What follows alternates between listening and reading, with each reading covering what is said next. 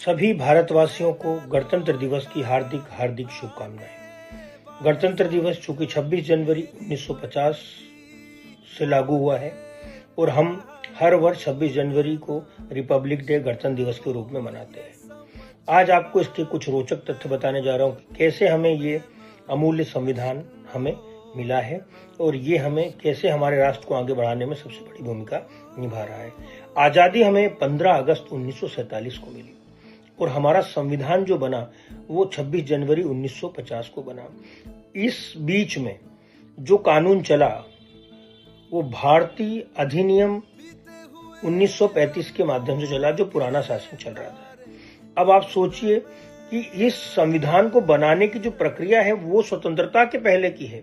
9 दिसंबर 1946 को सबसे पहले संविधान बनाना चालू हुआ।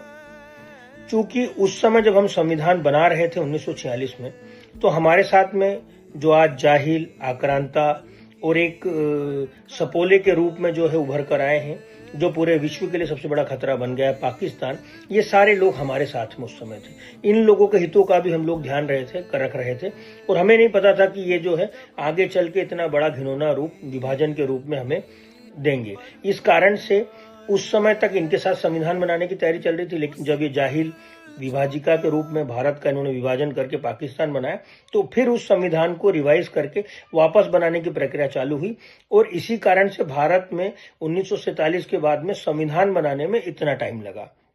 संविधान बनाने में 9 दिसंबर 1946 से लेकर 26 नवंबर 1949 तक 2 साल 11 महीने 18 दिन लगे।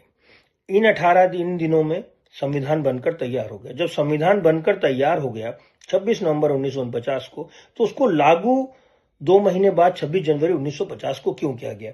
यह भी एक बहुत बड़ा इंटरेस्टिंग फैक्ट है। ये इसलिए किया गया क्योंकि अंग्रेजों से आजादी के लिए पूर्ण स्वराज की आंदोलन की शुरुआत 26 जनवरी 1930 को की गई थी।